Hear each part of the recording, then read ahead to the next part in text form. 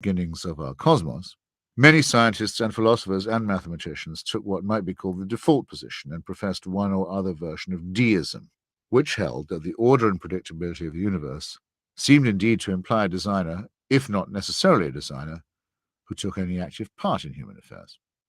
This compromise was a logical and rational one for its time, and was especially influential among the Philadelphia and Virginia intellectuals, such as Benjamin Franklin and Thomas Jefferson, who managed to seize a moment of crisis and use it to enshrine Enlightenment values in the founding documents of the United States of America. Yet, as St. Paul so unforgettably said, when one is a child, one speaks and thinks as a child, but when one becomes a man, one puts away childish things. It is not quite possible to locate the exact moment when men of learning stopped spinning the coin as between a creator and a long, complex process, or ceased trying to split the deistic difference, but humanity began to grow up a little in the closing decades of the 18th century and the opening decades of the 19th. Charles Darwin was born in 1809, on the very same day as Abraham Lincoln, and there is no doubt as to which of them has proved to be the greater emancipator. If one had to emulate the foolishness of Archbishop Usher and try to come up with the exact date on which the conceptual coin came down solidly on one side, it would be the moment when Pierre-Simon de Laplace was invited to meet Napoleon Bonaparte. Laplace, born in 1749 and dying in 1827, was the brilliant French scientist who took the work of Newton a stage further and showed by means of mathematical calculus how the operations of the solar system were those of bodies revolving systematically in a vacuum. When he later turned his attention to the stars and the nebulae, he postulated the idea of gravitational collapse and implosion, or what we now breezily term the black hole. In a 5-volume book entitled Celestial Mechanics, he laid all this out, and like many men of his time was also intrigued by the orrery, a working... So many great points to touch on here. I'm going to let him keep rolling because he's doing his thing. Y'all keep putting me to work. I was just getting ready to announce 10 million that I dropped on both channels to celebrate the arrival of Pastor Tux here in the chat. But Pastor Tux just popped up backstage. So now I got to double back and drop, I don't know, like 15 more or something, because he's actually here on screen. Matter of fact, I'm gonna drop another 10 million for every additional legit call-in we get tonight. Every other legit call-in, I'll drop 10 million on Pocket Locker and on Jay Bundy. Pastor Tux, welcome to the program. Tell the people what you're thinking about. Good evening. Good evening. How's the audio levels?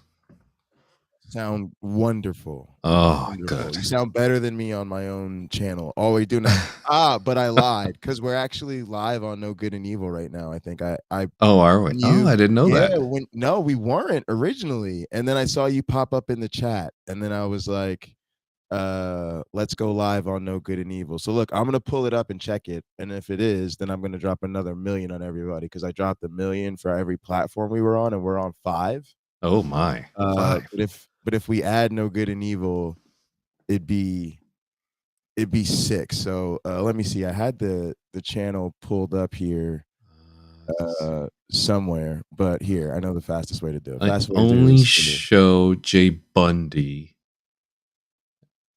Yeah, you should only need to watch like one thing. Oh, now I see No Good and Evil. Oh, you do see it on YouTube? Yeah. Cool. Yeah, I'm just pulling it up myself. Now I see No Good. Yep, there's the sound. Yeah, folks, we are live on No Good and Evil. So here, let me put it on the screen real quick. I'm going to do that. You can go ahead and check this out. We have 5 subscribers officially. Boom, I'm giving it the thumbs up. But yeah, go ahead over there if you guys want to hit the No Good and Evil channel. Let me should be a link in the description on YouTube, and I will throw up the information there on screen. Yeah, thanks so much for joining me, though. I'm going to mirror effect. Let's get rid of that. All right, I'm gonna go ahead and let Christopher Hitchens play, and I'll look forward to your commentary, Pastor Tux, and thank you so much for joining us. My pleasure. The sun revolved around the earth. He also fabricated the mad and cruel idea that the souls of unbaptized children were sent to limbo. Who can guess the load of misery that this diseased theory has placed on millions of Catholic parents down the years, until its shamefaced and only partial revision by the Church in our own time? Luther was terrified of demons and believed that the mentally afflicted were the devil's work. Muhammad is claimed by his own followers to have thought, as did Jesus, that the desert was pullulating with jinns or evil spirits. One must state it plainly.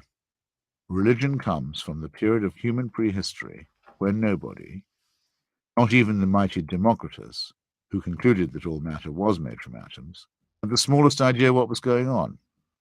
It comes from the bawling and fearful infancy of our species and is a babyish attempt to meet our inescapable demand for knowledge, as well as for comfort, reassurance, and other infantile needs. Today, the least educated of my children knows much more about the natural order than any of the founders of religion. I would like to think, though the connection is not a fully demonstrable one, that this is why they seem so uninterested in sending fellow humans to hell. All attempts to reconcile faith with science and reason are consigned to failure and ridicule for precisely these reasons. I read, for example, of some ecumenical conference of Christians who desire to show their broad-mindedness and invite some physicists along. But I am compelled to remember what I know, which is that there would be no such churches in the first place if humanity had not been afraid of the weather, the dark, the plague, the eclipse, and all manner of other things now easily explicable. And also if humanity had not been compelled, on pain of extremely agonizing consequences, to pay the exorbitant tithes and taxes that raised the imposing edifices of religion. It is true that scientists have sometimes been religious or at any rate superstitious. Sir Isaac Newton, for example, was a spiritualist and alchemist of a particularly laughable kind. Fred Hoyle, an ex-agnostic who became infatuated with the idea of design, was the Cambridge astronomer who coined the term Big Bang. He came up with that silly phrase, incidentally, as an attempt to discredit what is now the accepted theory of the origins of the universe. This was one of those lampoons that, so to speak, backfired, since, like Tory and Impressionist and Suffragette, it became adopted by those at whom it was directed. Stephen Hawking is not a believer, and when invited to Rome to meet the late Pope John Paul II, asked to be shown the records of the trial of Galileo. But even he can speak without embarrassment of the chance of physics knowing the mind of God. And this now seems quite harmless as a metaphor, as, for example, when the Beach Boys sing, or I say, God only knows. Before Charles Darwin revolutionized our entire concept of our origins, and Albert Einstein did the same for the beginnings of our cosmos, many scientists and philosophers and mathematicians took what might be called the default position and professed one or other version of deism, which held that the order and predictability of the universe seemed indeed to imply a designer, if not necessarily a designer, who took any active part in human affairs. This compromise was a logical and rational one for its time, and was especially influential among the Philadelphia and Virginia intellectuals, such as Benjamin Franklin and Thomas Jefferson, who managed to seize a moment of crisis and use it to enshrine Enlightenment values in the founding documents of the United States of America. Yet, as St. Paul so unforgettably said, when one is a child, one speaks and thinks as a child, but when one becomes a man, one puts away childish things. It is not quite possible to locate the exact moment when men of learning stopped spinning the coin as between a creator and a long, complex process, or ceased trying to split the deistic difference, but humanity began to grow up a little in the closing decades of the 18th century and the opening decades of the 19th. Charles Darwin was born in 1809, on the very same day as Abraham Lincoln, and there is no doubt as to which of them has proved to be the greater emancipator. If one had to emulate the foolishness of Archbishop Usher and try to come up with the exact date on which the conceptual coin came down solidly on one side, it would be the moment when Pierre-Simon de Laplace was invited to meet Napoleon Bonaparte. Laplace, born in 1749 and dying in 1827, was the brilliant French scientist who took the work of Newton a stage further and showed by means of mathematical calculus how the operations of the solar system were those of bodies revolving systematically in a vacuum. When he later turned his attention to the stars and the nebulae, he postulated the idea of gravitational collapse and implosion, or what we now breezily term the black hole. In a 5-volume book entitled Celestial Mechanics, he laid all this out, and like many men of his time was also intrigued by the orrery, a working model of the solar system as seen for the first time from the outside. These are now commonplace, but were then revolutionary, and the emperor asked to meet Laplace in order to be given either a set of the books or, accounts differ, a version of the orrery. I personally suspect that the gravedigger of the French Revolution wanted the toy rather than the volumes. He was a man in a hurry, and had managed to get the church to baptize his dictatorship with a crown. At any event, and in his childish and demanding and imperious fashion, he wanted to know why the figure of God did not appear in Laplace's mind-expanding calculations. And there came the cool, lofty, and considered response. Je n'ai pas besoin de cette hypothèse. Laplace was to become a marquis, and could perhaps more modestly have said, "It works well enough without that idea, Your Majesty," but he simply stated that he did not need it. And neither do we.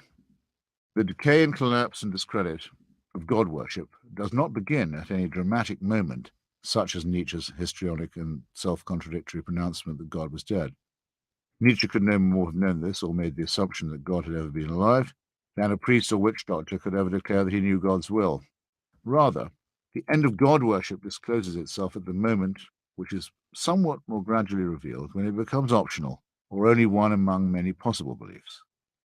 For the greater part of human existence, it must always be stressed, this option did not really exist. We know from the many fragments of their burned and mutilated texts and confessions that there were always human beings who were unconvinced. From the time of Socrates, who was condemned to death for spreading unwholesome skepticism, it was considered ill-advised to emulate his example. And for billions of people down the ages, the question simply did not come up. The votaries of Baron Samedi in Haiti enjoyed the same monopoly, founded upon the same brute coercion, as did those of John Calvin in Geneva or Massachusetts. I select these examples because they are yesterday in terms of human time. Many religions now come before us with ingratiating smirks and outspread hands, a contemptuous merchant in a bazaar. They offer consolation and solidarity and uplift, competing as they do in a marketplace. But we have a right to remember how barbarically they behaved when they were strong and were making an offer that people could not refuse. And if we chance to forget what that must have been like, we have only to look to those states and societies where the clergy still has the power to dictate its own terms. The pathetic vestiges of this can still be seen in modern societies in the efforts made by religion to secure control over education, or to exempt itself from tax, or to pass laws forbidding people to insult its omnipotent and omniscient deity. We have a powerful cumulative case.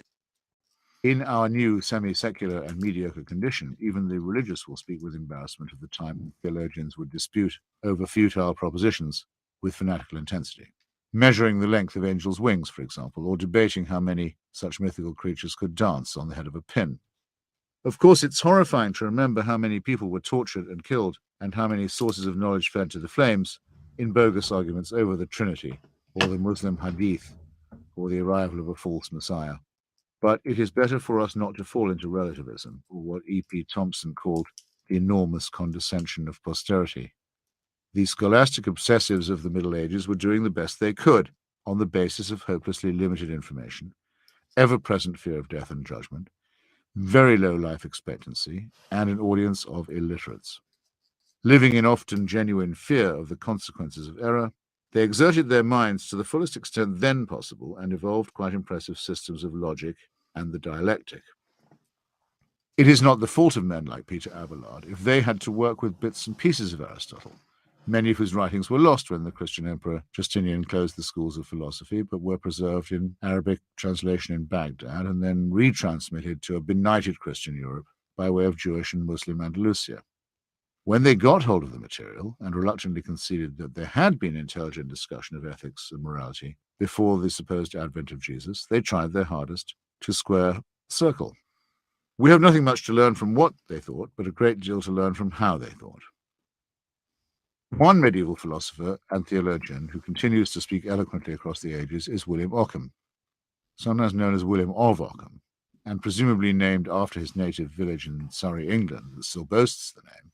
He was born on a date unknown to us and died probably in great agony and fear, and probably of the horrific Black Death, in Munich in 1349. He was a Franciscan, in other words, an acolyte, of the aforementioned mammal who was said to have preached to birds, and thus conditioned to a radical approach to poverty, which brought him into collision with the papacy in Avignon in 1324. The quarrel between the papacy and the emperor over secular and ecclesiastical division of powers is irrelevant to us now, since both sides ultimately lost, but Occam was forced to seek even the emperor's protection in face of the worldliness of the pope. Faced with charges of heresy and the threat of excommunication, he had the fortitude to respond that the pope himself was the heretic. Nonetheless, and because he always argued within the enclosed frame of Christian reference, he is admitted even by the most orthodox Christian authorities to have been an original and courageous thinker. He was interested, for example, in the stars. He knew far less about the nebulae than we do, or than Laplace did. In fact, he knew nothing about them at all. But he employed them for an interesting speculation. Assuming that God can make us feel the presence of a non-existent entity, and further assuming that he need not go to this trouble if the same effect can be produced in us by the actual presence of that entity, God could still, if he wished, cause us to believe in the existence of stars without their being actually present. Every effect which God causes, through the mediation of a secondary cause, he can produce immediately by himself. However, this does not mean that we must believe in anything absurd, since God cannot cause in us knowledge such that by it a thing is seen evidently to be present, though it is absent, for that involves a contradiction. Before you begin to drum your fingers at the huge tautology that impends here, as it does in so much theology and theodicy, consider what Father Copleston, the eminent Jesuit, has to say in commentary. If God had annihilated the stars, he could still cause in us the act of seeing what had once been, so far as the act is considered subjectively, just as he could give us a vision of what will be in the future. Either act would be an immediate apprehension, in the first case of what has been, and in the second case of what will be. This is actually very impressive, and not just for its time. It has taken us several hundred years since Occam to come to the realization that when we gaze up at the stars, we very often are seeing light from distant bodies that have long since ceased to exist. It doesn't particularly matter that the right to look through telescopes and speculate about the result was obstructed by the Church. This is not Occam's fault, and there is no general law that obliges the Church to be that stupid. And moving from the unimaginable interstellar past, which sends light across distances that overwhelm our brains, we have come to the realization that we also know something about the future of our system, including the rate of its expansion and the notion of its eventual terminus. However, and crucially, we can now do this while dropping, or even if you insist, retaining, the idea of a God. But in either case, the theory works without that assumption. You can believe in a divine mover, if you choose, but it makes no difference at all. And belief among astronomers and physicists has become private and fairly rare. It was actually Occam who prepared our minds for this unwelcome, to him, conclusion. He devised a principle of economy, popularly known as Occam's razor, which relied for its effect on disposing of unnecessary assumptions and accepting the first sufficient explanation or cause. Do not multiply entities beyond necessity. This principle extends itself. Everything which is explained through positing something different from the act of understanding, he wrote, can be explained without positing such a distinct thing. He was not afraid to follow his own logic, wherever it might take him, and anticipated the coming of true science when he agreed that it was possible to know the nature of created things without any reference to their creator. Indeed, Occam stated that it cannot be strictly proved that God, if defined as a being who possesses the qualities of supremacy, perfection, uniqueness, and infinity, exists at all. However, if one intends to identify a first cause of the existence of the world, one may choose to call that God, even if one does not know the precise nature of the first cause. And even the first cause has its difficulties, since the cause will itself need another cause. It is difficult or impossible, he wrote, to prove against the philosophers that there cannot be an infinite regress in causes of the same kind, if one can exist without the other. Thus, the postulate of a designer or creator only raises the unanswerable question of who designed the designer or created the creator. Religion and theology and theodicy, this is now me talking and not Occam, have consistently failed to overcome this objection. Occam himself simply had to fall back on the hopeless position that the existence of God can only be demonstrated by faith. Credo quia absurdum, as the Church Father Tertullian put it, either disarmingly or annoyingly, according to your taste. I believe it because it is absurd. It is impossible to quarrel seriously with such a view. If one must have faith in order to believe something, or believe in something, then the likelihood of that something having any truth or value is considerably diminished. The harder work of inquiry, proof, and demonstration is infinitely more rewarding, and has confronted us with findings far more miraculous and transcendent than any theology. Actually, the leap of faith, to give it the memorable name that Soren Kierkegaard bestowed upon it, is an imposture. As he himself pointed out, it is not a leap that can be made once and for all. It is a leap that has to go on and on being performed in spite of mounting evidence to the contrary. This effort is actually too much for the human mind, and leads to delusions and manias. Religion understands perfectly well that the leap is subject to sharply diminishing returns, which is why it often doesn't in fact rely on faith at all, but instead corrupts faith and insults reason by offering evidence and pointing to confected proofs. This evidence and these proofs include arguments from design, revelations, punishments, and miracles. Now that religion's monopoly has been broken, it is within the compass of any human being to see these evidences and proofs as the feeble-minded inventions that they are.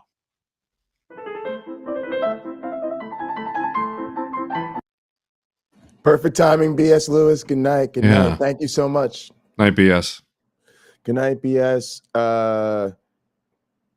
Yes. We are taking over the internet. For those of you that don't like it, you'll be able to find all my content in one place. But for those of you that like it, I'll definitely be finding ways to incentivize people to show off all the new ways that we're popping up, and I'll keep you guys clued in on all the new places you can find me taking over the internet. So Pastor Tux, let me take that down. That was wonderful. Ooh, it looks like we got a new little transition there. That looked a little smoother. I know No Name, I think, might have access to change some things, but if not, I'll look into it and see. Otherwise, we'll get better transitions when we integrate OBS. Anyway, I love what he was saying, especially I thought he laid out this particular portion of the case, which is essentially about the fact that the claims are false. And I think included a serious discussion of all the ways that they try to accommodate things where they just can't sort of, stand to go against the evidence anymore. It's like we're willing to, concede evolution, or we're willing to, incorporate the Big Bang into our understanding of how our Lord may have operated in our cosmos and all of this type of shit, right? And for me, it's at least a cop-out. And I try to remember, it's why I really actually appreciate MyOneBlack Friend, and I'm super interested to see how you screw with my thinking as we do more stuff on No Good and Evil. But he's really constantly like reminding me a little bit with like a humbling reality check of where believers are really coming from.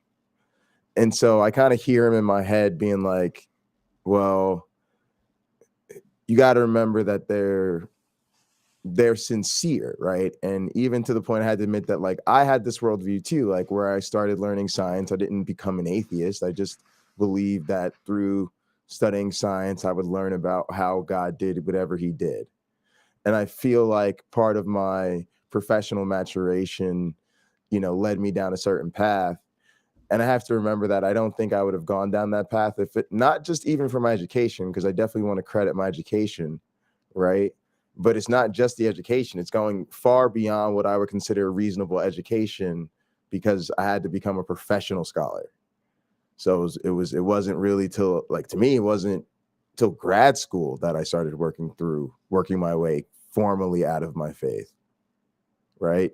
I mean, I was always a misfit with some offbeat, weird theology. Like I always describe, my family used to joke about me being the Rican deacon, right? Because I come from a family of ministers, right? So everybody in my family is like a preacher, gospel singer, or a gospel musician.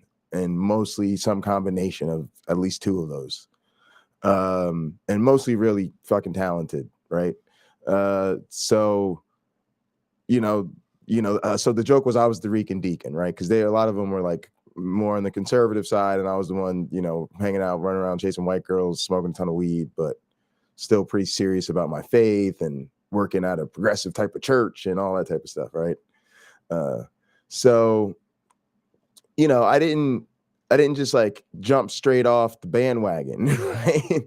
Like it took years and years and years, and it wasn't till grad school I started working there, and then it really wasn't until the pandemic that I got real serious even about like what I was taking from the internet community in terms of getting into the philosophical, the epistemology and the ontology, and trying to understand where I stood on some of these, formal critical approaches. And, I had read a lot about the historicity of Jesus, but, only in the last year or whatever did I do the Carrier book and take his course and stuff. So I sometimes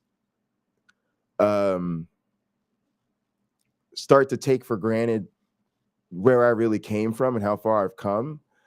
And I often communicate as though this is a much more sure and familiar footing than it really is for me. It's really all still quite new. And so I need to remember that. But with that being said, it's just getting really hard to continue to grant that type of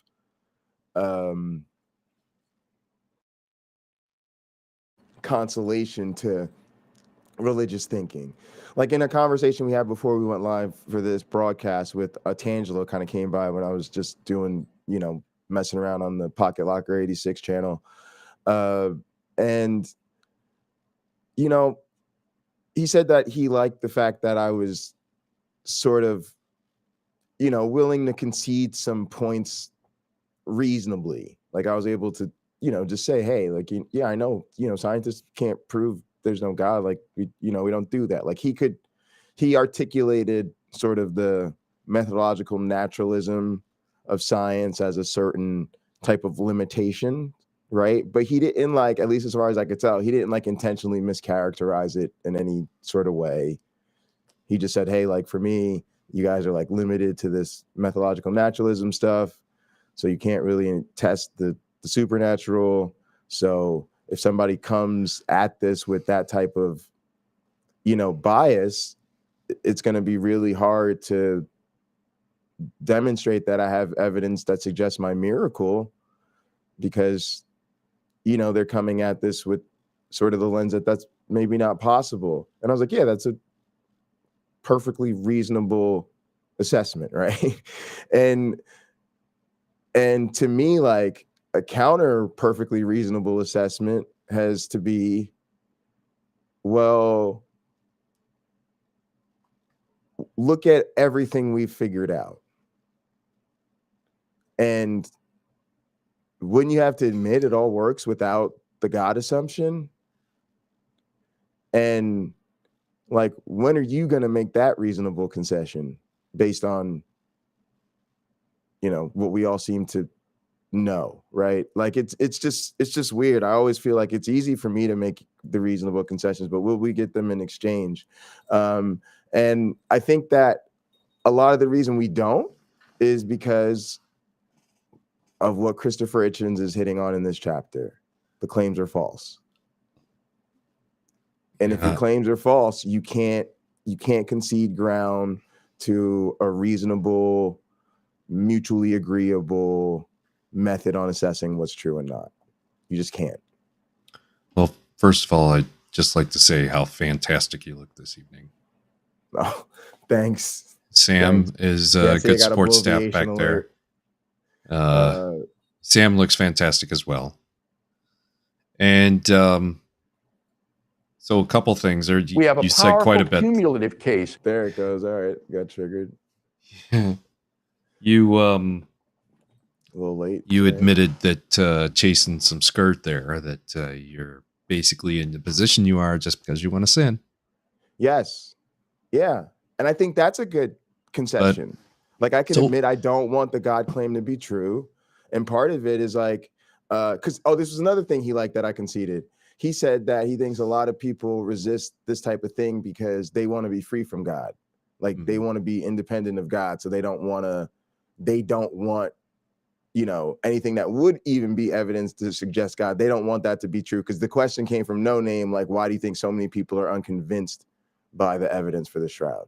And his thing was, well, they don't want it to be true. Like, they want to be free. And I was able to be like, yeah, that's right. Number one. And two, count me in that group of people. Well, right. Because like, I don't want it to be true. And you're right. It makes it harder for me to believe the evidence because I hold it under more scrutiny because of my particular biases. And so it was actually, from my perspective, I actually really enjoyed that conversation with Atangelo today. Well, as a scientist, how quickly would you, if there was a supernatural being to hypothesize over that physically manifested in one form or another, and science would go, aha, well, here's the door. Here's the door we're going to mysteriously enter into, start exploring, and say, okay, we figured out how there's a supernatural. This is the dimension that they realm. Here is the destination. Here is how to get to that destination. But you don't have any of that because it doesn't appear that exists. If there is a Jesus, kind of like the last time I preached, if there is a Jesus, and there could be one for every generation, or one for every country, one for every county in the United States, then you would see those hypotheses fill in the blanks by science, almost instantaneous. At least, right. You know, to a good valuable point. So if there was a God, you're right, that can come down, walk in a garden, that can breathe, then there should be something natural to attach itself to that science can't explore. Should. Now, a Jesus definitely should. If you have the wet-soaked napkin, or if you have the fire of Baal versus Baal versus Yahweh, if you have miracle oils appear in empty towns jars, if you have those type of things that can be tested by science, science will have an answer for it pretty quickly. And they might get, you know, say at first they might get 50% of it right, and then they get another incremental percentage as more exploration, more tests, et cetera, more specialties within it. Right. So Atangelo can, you know, have that conceded all day long, but I just remember watching a Doctors Without Borders documentary one time, and I saw this doctor set up shop. They put up a pop tent, performed about 25 cataract surgeries with modern day medicine, modern day knowledge, medical science, a little bit of medicine, and bandages. And the next day, you know, somewhere around 23 of the 25, when they undid the bandages, were successful, right? Now, inevitably, you saw over and over and over again some form of patient who's got the bandages, family members standing around about to be unbandaged patient, revealing the eyesight that they either haven't had their entire lives or since they were knocked on the noggin or whatever it was that caused them to go blind in their youth. And immediately the emotion of somebody seeing that hasn't for decades starts to pour out. And immediately following that is hugs and kisses of the family. And almost on cue, within Oh, about Cameron. 12 seconds, somebody in the family who was crying would then lay their hand on the doctor as if he had just performed a miracle. And you couldn't understand, I couldn't understand anyway, what language they were speaking. It was somewhere in Africa. And inevitably, there is a 4-to-1 ratio of people who think they've just witnessed a miracle and a doctor who has knowledge, experience, scientific experimentation of decades behind him or her, even though in this documentary it was a him.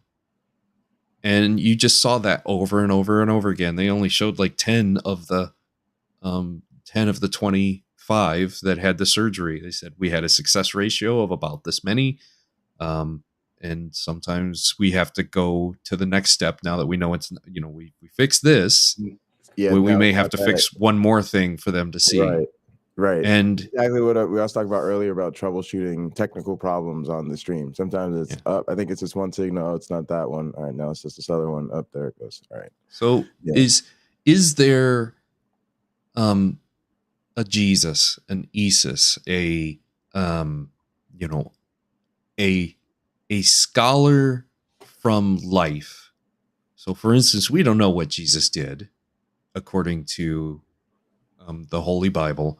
We don't know what he did at all in canon or non-canon, pretty much from the time he was sitting with the rabbis telling him off to the time he started his ministry. He could have walked to Singapore and back and in that time and picked up a few things. Not just being the simple go-to, he was an illusionist or some form of magician and performed these miracles, but actually picked up some sort of medicine that, if you had a zinc lotion, for instance, in say 22, what's funny though? 22 CE, he would be able to heal what? 30% of the blind people who get eye infections and their eyes are a little pussy. I was going to say that some of this, I forget who I was watching. It was some video on was Jesus a magician? And one of the things he noticed was that, in some stories, Jesus is kind of doing just the he thinks it and it happens type of magic. But other times he's like, oh, let me, make a little mud paste. Little spit. Spit and mud. Rub some dirt on it and some spit. That'd be fine. A little mud mask and get that going. Yeah. And so I think that's kind of your point, right? That really opens up your pores. And something that my OneBlack Friend brings up is the Bible says you should do greater things than this, right? And we were playing a Pine Creek video earlier where he brought this up too. Right, that the Bible said, Jesus said you would do greater things than even he did, right? And so according to that, they should be able to do that. Because my OneBlack Friend's example was he said, I'll, talk this guy on a plane. And it's why doesn't, somebody just go around and start actually, healing people in the name of Jesus? Just verify. He said, you do the greater things, just start going around and just, doing these wonderful works in the name of the Lord. And it's that, they don't really think that that's going to happen. Now, they'll give you the apologetic of it isn't the will, or you wouldn't have free will if he showed his hand like that. But I mean, if he's not going to do it, then what difference does it make? I'll take the natural. I'll take the natural explanation over the supernatural any day. And I think you can just about every miracle except for maybe Lazarus raising from the dead. He stinks, and he's rigor mortis is clearly set in, and he's risen from the dead. Other than that, I think everything else in the Bible can be explained through knowledge,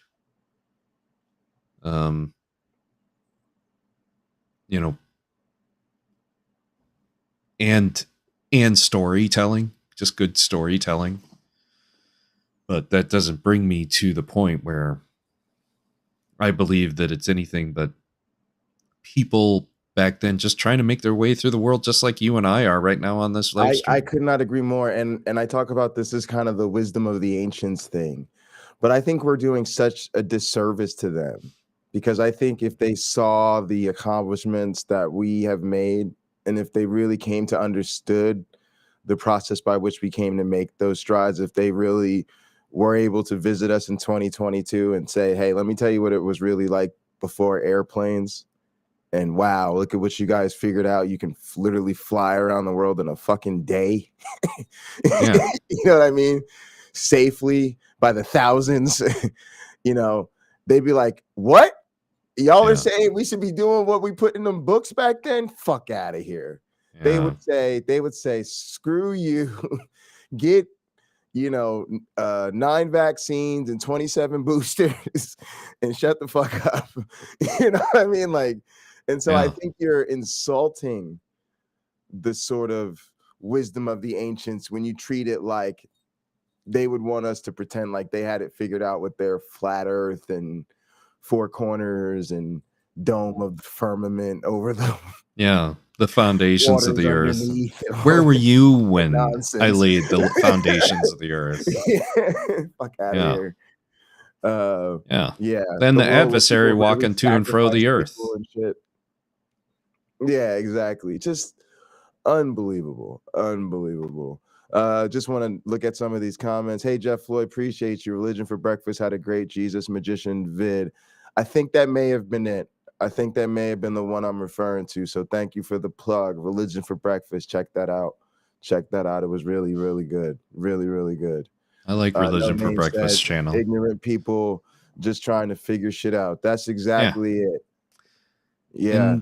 And I love those words. I was just telling my students now the 3 most important words in science are I don't know. Look, I don't know. They don't listen, folks. I can tell you something very secure about the government. I can tell you one thing positive about the U.S. government. The U.S. government is, in fact, not in the business of funding research to answer questions to which we already have the answer. Yes, folks. If you want to actually get public dollars for your research funding, it turns out you have to write a very formal proposal that says, here's what I don't know. Please send us money. We will get some clues. Then we'll tell you what we still don't know. And then you send us more money so we can go get more clues. So believe it or not, figuring shit out is not the goal of a professional scientist. It's to find shit we don't know. Yeah. In case anybody's unsure about that. Please, Lord Jesus. This Reveal yourself for science. This was super fun. You and I need to get together. This is kind of a little kickback thing I wanted to do after Late-Night Counter-Apologetics and then a hot program. But once we find some time, we'll start scheduling our podcast and going live, man. The community's just been incredible. Cameron made this fantastic point about Taylor. That's why I was confused when Taylor kept saying we think science has all the answers. Yeah, it was a fundamental mischaracterization of science as a profession, and very interesting. But it's all good. It was very motivating. I literally talked to my research advisor and my teaching mentor about it because it really did impact me. And they were pretty mortified, but also reassuring me that I was correct in saying that this would be a situation in the department if a grad student gave a presentation like that, and we would have to intervene. It'd be awkward, but at the same time, we'd have to try to take corrective action and not push the person out of the community because she's a grad student, and we don't ostracize grad students from the profession for being wrong, but if they're going to keep putting themselves out there publicly, they're gonna have to do a lot better. And I think Taylor's getting that pushback. So I'm very curious to see what happens. And we're gonna have some conversations with Rebecca coming up. I know the plan is for her to be on Hot Program. I'm hoping we'll be able to schedule some time with her on No Good and Evil. Maybe we'll set something up with her through email or something. so we can schedule her. But then I'm hoping we'll also be able to reach out to Taylor and try to set that up. I'm sure I've heard feedback from other people in the community that would be interested in us talking to her. So have you watched her debate with T-Jump? Yes. We kind of watched that, and I think we reacted to that on a stream or something. And yeah, it was super interesting. I think No Name did that with me. Yeah, she's pretty smart though. I'm not gonna discount what she knows. I mean, she knows she can go down some rabbit holes with T-Jump, and I get lost with T-Jump most of the time because he just goes down some rabbit holes.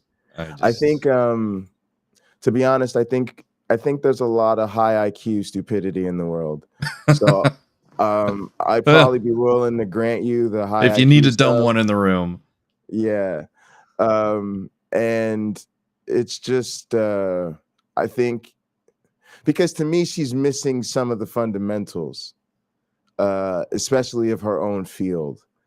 And so I can't, it's hard for me to say that with her work being that sloppy. And to be honest with you, at least right now, it seems like her career is headed towards she wants to be an apologist who gets enough of a background in science to get her street cred, so to speak. But her goal is essentially evangelism. And I would suggest that her current approach at least suggests an unwillingness to really take on science as a profession. Like, this is somebody who seems to be trying to take the easy way out to followers or an audience or a sort of pre-built in kind of thing, rather than I'm going to get in the lab, get into the literature, get into the science, really figure out what's going on with origins of life research, really try to make a contribution, really try to cut it as a professor so I could teach at a university level. I think she is doing some teaching. Man, I would pay a lot of money to be a fly on the wall in one of her classes. Yeah, so I would love to talk to her because I'd have to be honest. We'll say that. Mm-hmm. Yeah. And then a couple things that Hitch was talking about. What is your conversations with apologists or Christians when they accuse atheism of being a religion or requiring faith to be an atheist, much like Frank? Oh man, I literally just had that conversation. Can I show you what I said? Oh yeah, sure. It might take me a minute to pull it up here, but I actually said that on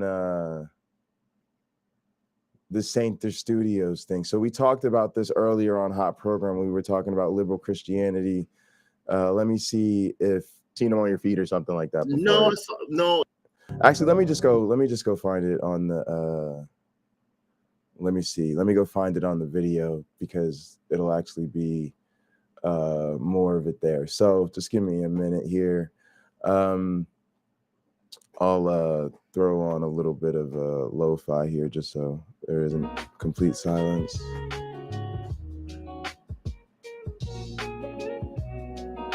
You've been drinking this evening? No, actually, just smoking a little bit. So I'm actually like, I'm had a couple of beers, cooked dinner, had a few beers, played poker. Oh, awesome.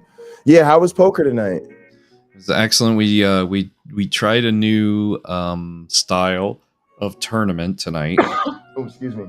Which Go ahead. livened it up quite a bit. But Tell us about the new format. It was called Bounty Poker. Bounty. And basically, you got 500 fewer chips.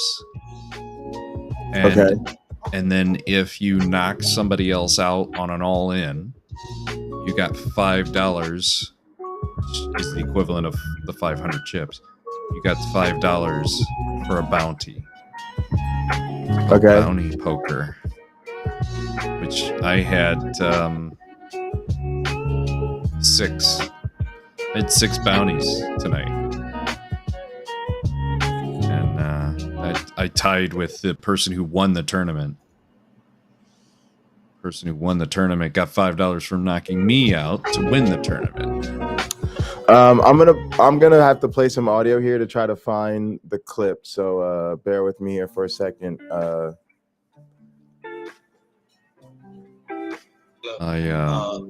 sorry about the poor lighting. I'm not up to standards with all the. Oh yeah, you can go ahead. I'm still listening. I'm so sorry, but I know on your. I listened to a Zoom call with Bart Ehrman earlier today. Yeah, had about an hour and all right, 10. all right, hang on. Minutes. I think I may have found it. I might be close. Hang on. Your moment, sir. It is in fact a religion, from what I All right, here we go. on other subjects. It's not a religion, and it's not defined as not an argument. Oh, sorry, I didn't have my. I wasn't sharing my screen. I thought I was sharing my screen. My bad. All right, thanks for bearing with me, y'all. I wanted to pull this up.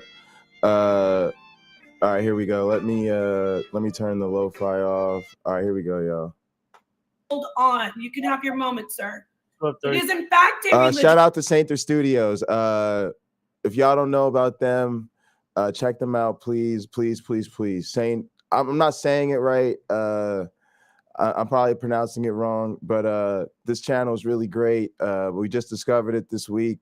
You would have liked this, Tux. This was our first call-in. So we were live. People could call in and talk to me. Deacon No Name was kind of holding down the chat on my stream, and then I called in live while we were live. So we kind of got that functionality tested out and going. So that's what this was. So yeah, speaking of which, I noticed that we're on Restream or something instead of live stream. I changed we changed. I had to change. I decided it's like it piggybacks off a live stream or something, or off a StreamYard. Yeah, this StreamYard, that's it. Yeah, I decided this one's a lot better because part of the decisions I've made lately, like one was to quit the Twitch affiliate program because it comes with an exclusivity deal where anything you stream to Twitch has to be exclusive to Twitch for 24 hours. So I couldn't really stream the way I wanted to stream to YouTube because it's like if I streamed on YouTube, I couldn't stream it to Twitch. If I streamed on Twitch, I couldn't stream it to YouTube. And when you do a long stream, it's too much to be trying to edit it and re-upload it and all that type of madness and wait and schedule it. I was like, forget all that.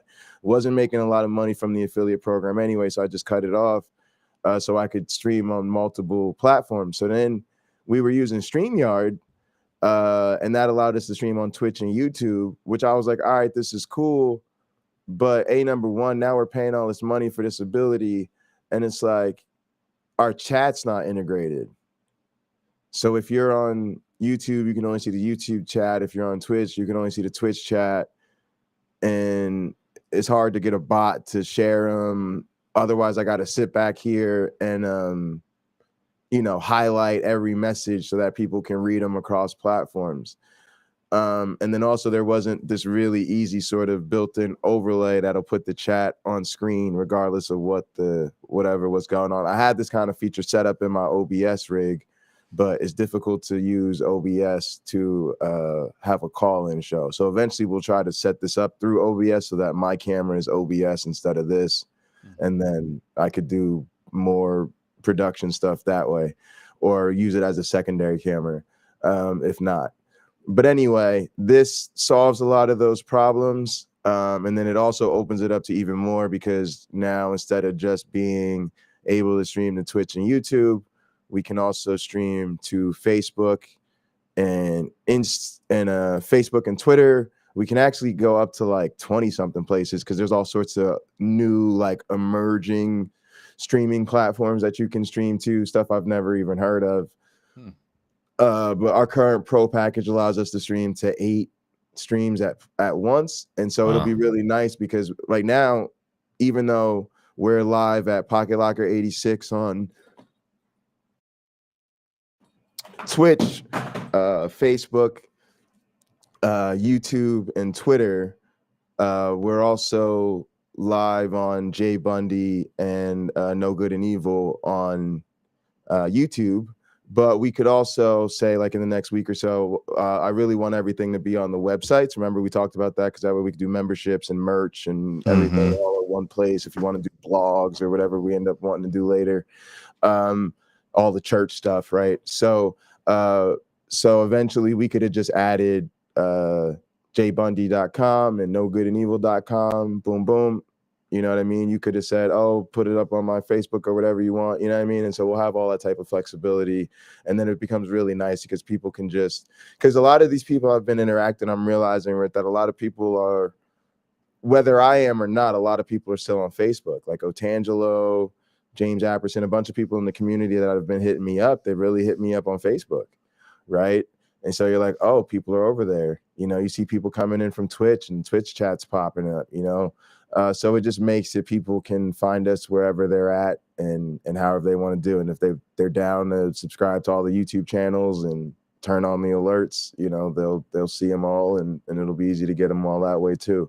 And then people can just do whatever works for them. Also, like I showed you, I set up that charity. So me and you could talk about, you know, I got one particular thing going on for, you know, my stuff, but you know, we could talk about one. It's easy to get that set up with our currency and everything. So you know, it'll be nice to people can give to the stream, or they can give to the charity, or both, whatever we want. But Streamlabs makes it pretty easy to set that up, and it's been pretty cool. But yeah, that's why we switched. Also, do you use a computer for this, right? I am using a computer. I'm using a Mac. I think I'll be able to make MacBook. I'll be able to MacBook make Air. you and my one black friend co-host, so that you can get back here and change the view and move cameras around and highlight messages and banners and all that type of stuff, and sort of take over, especially if I need to just take a quick break. I'll let you know in the private chat. You could kind of take things over and do your own thing. So it offers a lot of additional functionality behind the scenes as well, for us to be able to give more control of the broadcast to co-hosts and administrators, which will, you know, just make things easier for us. Especially, like, say you just get live and you just say, yo, Jay, I'm gonna just hop in the studio, I'm gonna go live. You know, if you get a chance and you want to hop on and join me, go ahead. You know what I'm saying? You'll be able to just do that, go live on all the channels, and shit. I'll start in the chat and then hop on with you. You know what I mean? Like, Yeah. You'll have to put me in as an administrator or something. Yeah. Like that I'll send you a message or whatever and get it all set up. Yeah, for sure. But look, let me play this clip for you since you asked about that. From what I'm speaking from my philosophy. You could shake your head no, but those who study and see that there are so many philosophers, so many people discussing religion, and they all have their different definitions. I'm telling you, looking at the way atheists behave, it's a religion, just like Christians proselytizing, beating people up, saying, why don't you believe in God? Atheists do the exact same thing. They move their beliefs around to fit their personal feelings or their ideas, their thoughts. Now we have atheists having the nerve to say that they're agnostic, just like you heard Q. That's ridiculous. Yo, don't stop doing that. Hey, I gotta go, man. Like, I really gotta go. All right, go ahead, Q. Peace. All right, peace to you, brother. And even if atheism was a religion, my religion is better than yours. Peace. All right, peace. I'll handle. I'm a religious atheist, so she can tell me that. I'm a religious atheist, so we're good. No, right, hold on, brother. Let her finish. I don't know what he's wearing. If that's Tron, like, I don't know. I'm getting a Tron vibe. But anyway, atheism is a religion according to the way atheists are now behaving. They don't want to just say, I don't believe in God. They want to move around and say, oh, I'm agnostic because I can't prove God. I'm an atheist agnostic. You keep on moving it. You keep changing the definition of what you are. Wait, what's the matter with being atheist, agnostic, atheist? We'll have three different Why would a Christian? Why would a view? Nothing. I'm gonna try to explain it to her. I want you to tell me how I did. Okay. Points of view, 3 different beliefs, but they'll all say I'm atheist. We just saw it with the brother No Saint and the brother Q. They both are atheists, but they have totally different beliefs. If we added another atheist in, which I don't know if this gentleman or this brother is an atheist, he'll have a different perspective, different tenets that he lives by, different ideas, different definitions of atheism. So going back to what Q was saying, and then I'll hand it over. Is she a Christian or is she playing devil's advocate?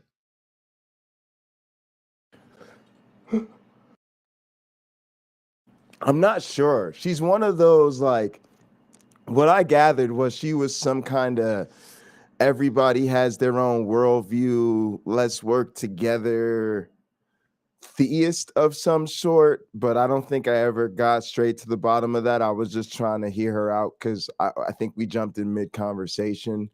But yeah, I did get the impression that she was some kind of spiritual person. And she was certainly trying to make a case that we need to try to, move past these devices type of conversation that's about who's right and all of this so that we could work together. And I was trying to eventually make the case, and I think I may have bookmarked it a little bit later, where I started to make the case that I didn't think religion was the way to go. And I thought if she was gonna be sincere about trying to find common ground, that I think, empiricism is the best basis of that common ground. Also want to shout out, I believe it's, hang on, let me check. Yeah, YouTube Punk, thank you. I'm adding the alert command to the Jay Bundy bot. We added that stuff to the Pocket Locker bot, and I need to update the Jay Bundy bot. I'm doing it right now behind screen. I don't want to put it up on the camera because we're looking at this footage, but thank you. And I'm going to definitely hook you up for helping me become aware of that. Thank you. He's saying he's agnostic and he's an atheist. And then he wants to talk about me straddling the fence as Catholic and Hebrew. It's the same thing. That's why we have to. I would like to stop the arguing and get back to bridging the gap. It does what you said. It does what you said. I just need to add it to that bot. Consciousness. And just hang on a minute. How we conceptualize God, or we conceptualize self, how we prioritize our belief system. What is important? What is above us? What is beyond us? What is within us? Those kind of answers, those kind of questions. So anyway. Okay. Yeah. All right, Mystic Shredder, I need you to turn on the camera. I need you to turn on the camera. Okay. Cedric, you got to come out of the dark and into the light so we can see who you are. Yeah, I'm sorry, sir. I'm sorry, sir, for this. If this guy gets in right here, I'm gonna let it roll. I'm gonna respond to her upcoming, but this guy was really, really cool too. Disrespected the platform. It's Cedric, the pseudo killer. I'm sorry about the poor lighting. I'm not up to standards with all the lighting and stuff. I'm so sorry, but I know on your platform, gotta turn my camera on, so it's on. Peace, and it's a pleasure to be on the panel of Sarnet. I've been watching for years as a fan. Okay, the Most High. What's up, brother? I see you in there. What's up? Yeah, appreciate the Most High. First time calling, really loving the show. Appreciate it. So I just want, I had called in really with a question for the pastor that just left, but I am an atheist. I actually do consider myself a religious atheist, so I'm kind of fine with that. But I think the way most people define it, it's definitely not a religion, because I mean, there are religions that are grounded in atheism, but atheism just means you lack a belief in God. And so what happens is a lot of people who fundamentally are agnostic, meaning they say they don't know whether or not there's a God. A lot of people say that they are in fact atheists, because even saying they don't know means they currently lack a belief in God actively. And then most people who consider themselves atheists will admit that they don't actually know that there's no God, They just don't currently believe there is one. And so you can rightly then call them also agnostic. And that's why a lot of them call themselves agnostic atheist. Now, I happen to be religious because I have a whole worldview and faith and religious practices and stuff like that based in being an anti-theist, right? But that is weird freako, you know, cult of internet personality type of weirdo shit. But I'm also evolutionary biologist. So the question I wanted to ask the brother, which I want to ask a lot of theists, is y'all ask us for evidence, but then y'all ignore all the evidence that we provide. And so the first question is, do you really want the evidence? And if you do, why do you keep bringing us these issues that make it clear that you're so unaware of what the actual evidence is? It just seems a little like y'all are not being genuine about wanting the evidence. Yeah, that was good. Yeah, that was. So I've seen a video of hers. Shout out to them. Check this video. I've clicked on her channel. Go ahead. I've clicked on her channel and I've watched. She had like a 3 or 4 hour live stream one time, and I was watching it, and it was pretty funny. It was a little out of my league, to be honest with you. I felt that at first I thought you meant him, but no, you've seen her before, not that channel, but the lady. You've seen her on a different channel. That's correct. I've seen her on a live stream. Okay, yeah. I think she's got a pretty good, solid channel. She touches on a lot of subjects. I haven't watched that much.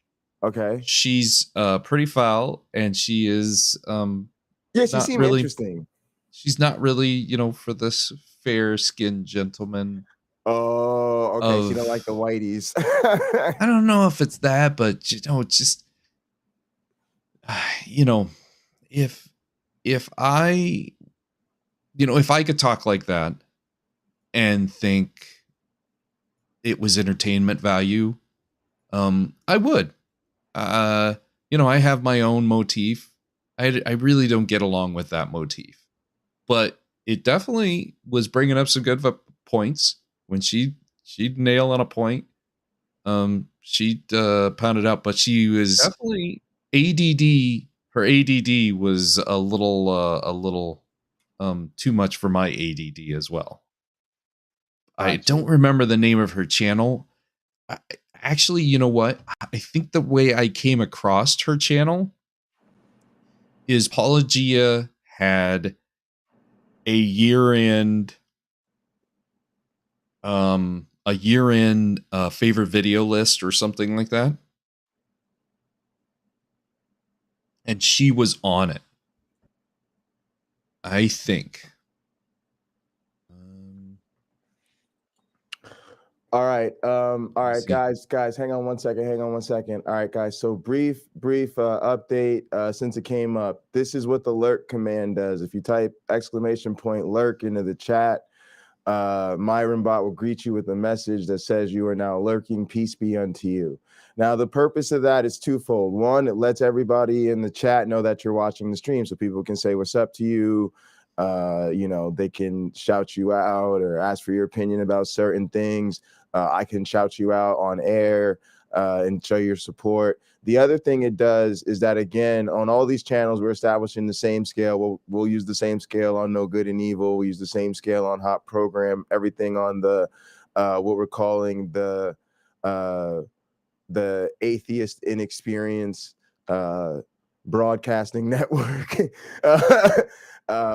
You get 10 channel points for every 10 minutes you watch the stream, but you get 100 over the course of that 10-minute interval if you're active in chat. And so one of the ways to get 100 channel points instead of 10 is to just, you know, drop that lurk command in the chat every 10 minutes or so.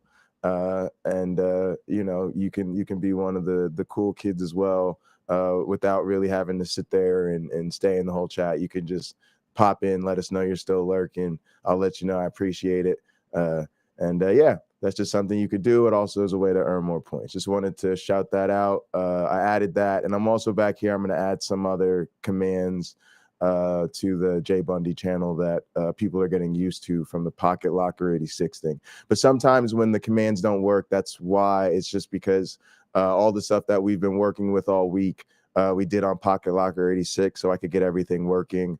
And now that it is, I have to copy all that stuff over to my personal Jay Bundy channel and the No Good and Evil stuff and the Hot Program channel so that they're all working in sync as well. And it's fun. I don't mind doing it. It just takes a little bit of time. So we'll get there. Thanks for bearing with me, but wanted to show off what the alert command does since that came up.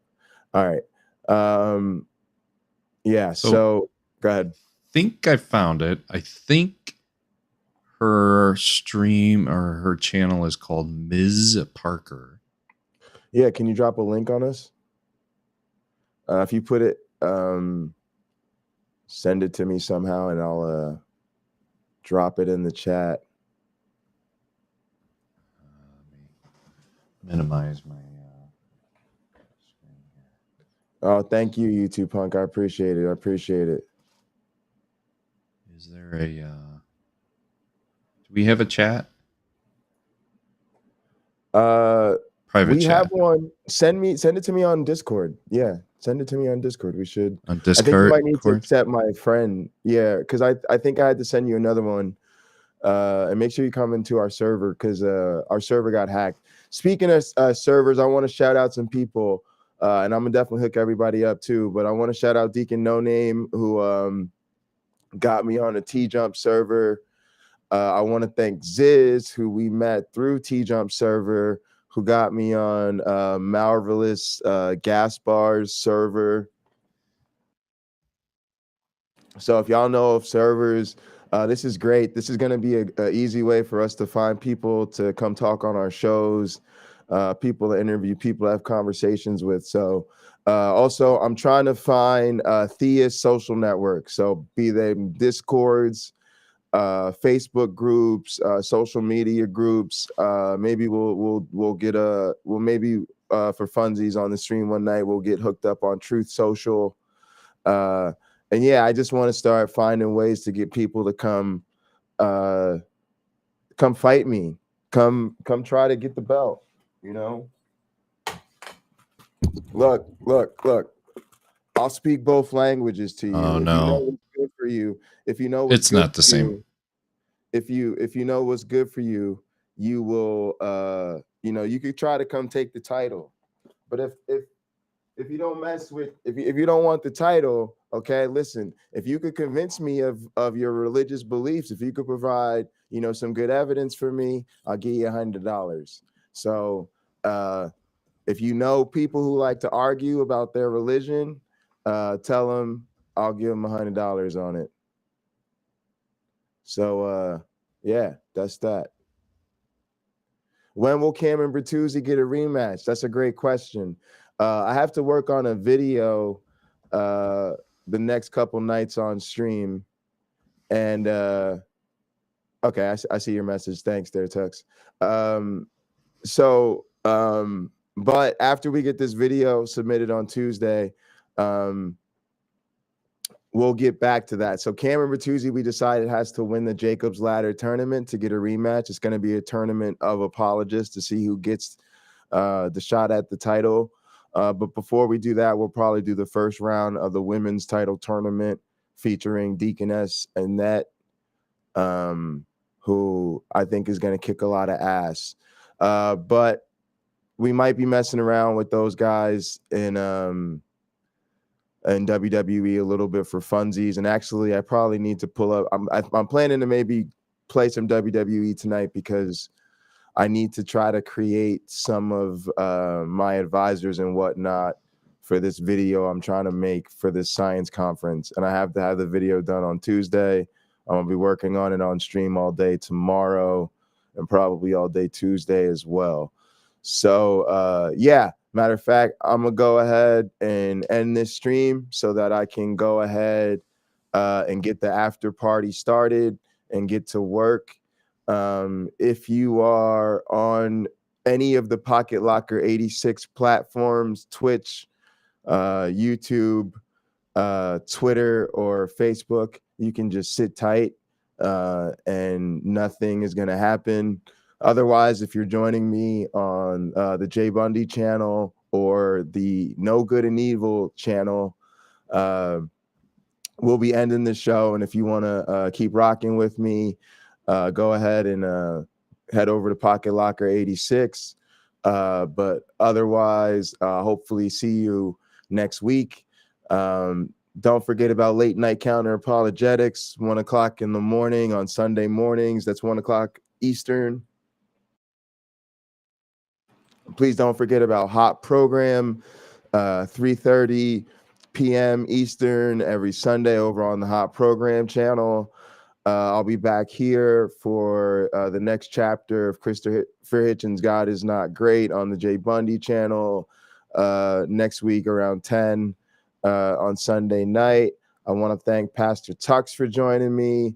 Go ahead and subscribe to, while I've got him here in the pulpit, go ahead and subscribe over to our No Good and Evil channel. If you do that, catch up with me next time, whether it's tonight or next time you catch up with me. Let me know that you did.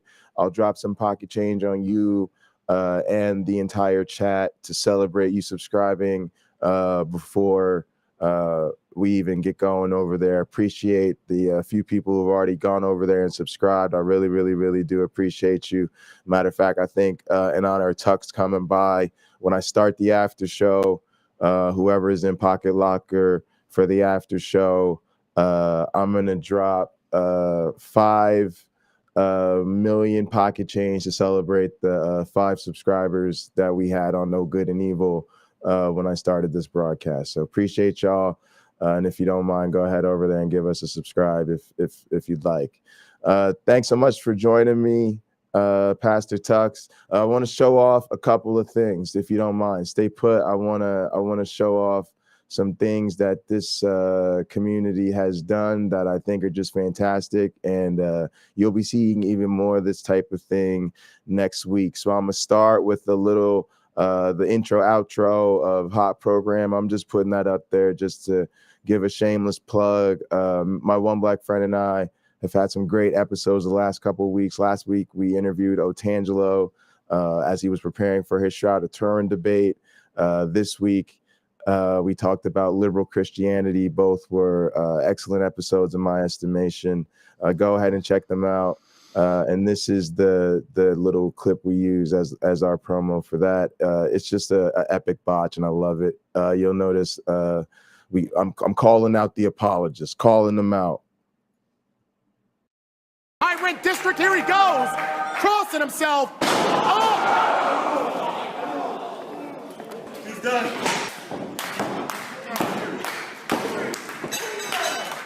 I love it. I love it. I love it. I love it. All right, guys, check this out.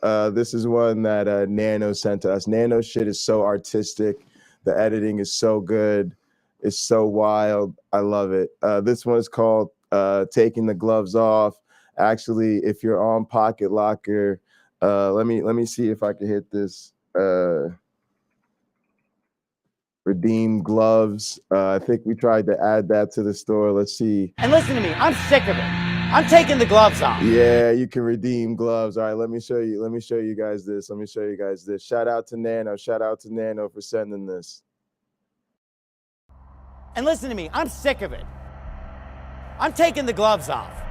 You quit preaching heresy that Jesus is not supposed to be named Jesus. Let me tell you something. He didn't do the Lord's Supper the way. No, you're wrong on the Lord's Supper, and you're also letting the whole world go to hell. You're a doo-doo head.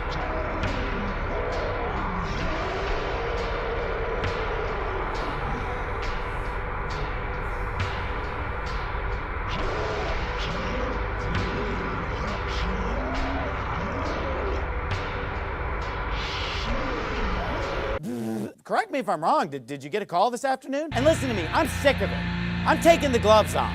And you know, I'm sick of all these little baby Christians that they're like, oh, let's stop fighting. There's a reason why this world's going to hell. I'm saying a lot of these pastors are not even saved. And they've been planted there by the devil. These demonic deacons and demonic pastors and demonic evangelists and demonic missionaries have been put behind the pulpit to pervert. You're a doo-doo head. And listen to me, I'm sick of it.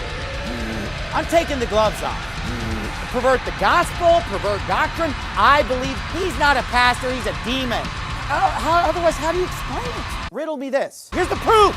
Here's the evidence. You know, I'm not going to let this country be taken over by these bunch of phony fools, half their congregation.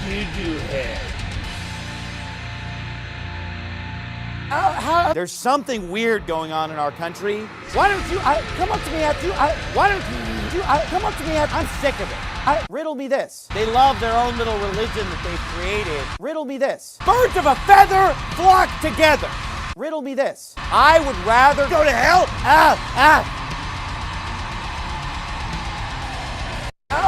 Worthless, Christians. And you know what? Christians, worthless Christians. Idiot! The devil ain't there. God, I love this community. That so is much. Fantastic. You guys. You know, I should deliver a sermon with that much. With that much. You should. I'm like, here for it. Like I should make like a we should do one where I do it normal on one of the channels, and then on this channel I deliver a sermon with that much enthusiasm and fire and brimstone from the pulpit. I love it. I love it. All right. Listen, folk, there's a bunch more of those. We're already setting it up so you can redeem sound clips from them. They're absolutely amazing. He's made more. I just got 2 more sent to me this week. Today, actually, I got them sent to me. I haven't even watched them. I'm going to preview them on the after party. So if you want to see them, stay tuned to the after party. That's what we'll do. Tux, you can stay where you're at if you're good for it, but if you're going to sign off, it's up to you. I'm probably going to head to bed. Yeah. Thanks so much for joining in. Appreciate you guys. Yeah. And all right, so if you are gonna join me on Pocketlocker86 or stay live with me if you're already there, here's what's gonna happen. I'm gonna play the outro to end this sort of Christopher Hitchens broadcast. So the whole outro thing will go. We'll do the Cult of Personality outro. After that, again, I don't know what the hell I'm talking about. Again. This is Bloviation alert. That's the Bloviation alert. And then Jordan Peterson. After that, I'm gonna launch another countdown. That'll be the countdown that I'm going live for the sort of after party here. I'll come back live. I'll play some of those clips, and then I'll get to work on this video that I've got to do for a couple hours before I go to bed. So appreciate y'all. Thanks so much, Tux, for joining me. Yeah, and, cheers. Look, check this out. Here's the last thing that I'm gonna put up, and I'll do the outro with this on screen. Thanks to YouTube Punk for doing this. Again, everybody that stays for the after party, I'm gonna drop some more currency for Nano submissions and for YouTube Punk submissions. But this is the Flying Man. He flied for your sins. Visit the First Church of the Flying Man, www.jbundy.com or Pine Creek on YouTube to learn more. I love it. I love it. I love it. I'm so honored that he made this and sent this over. Asked for my feedback. I gave him some feedback, immediately turned it around and sent it back over. Just appreciate it so much.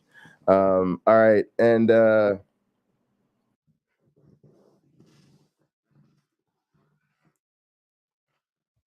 yeah, that was cute or whatever, you little broadcast, you little Christopher Hitchens, little liberal atheist get together around the fire time. Yeah, that was cute. Anyway, as always, this is Jackie, Jay's inner super hot Christian, reminding you as always, stop being a bunch of YouTube perverts. See ya at the after party. Y'all need Jesus. We gotta go poof.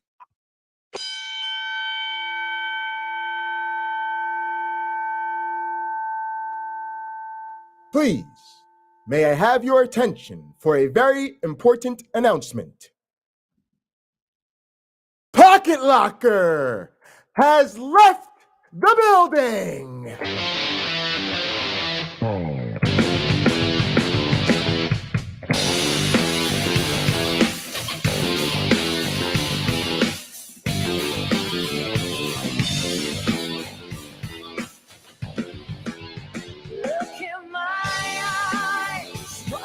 See, personality. Now I know your anger, I know your dreams. I've been everything you wanna be. Oh, I'm the cult of personality. Like Mussolini and Kennedy. I'm the cult of personality. Cult of personality. The cult of personality.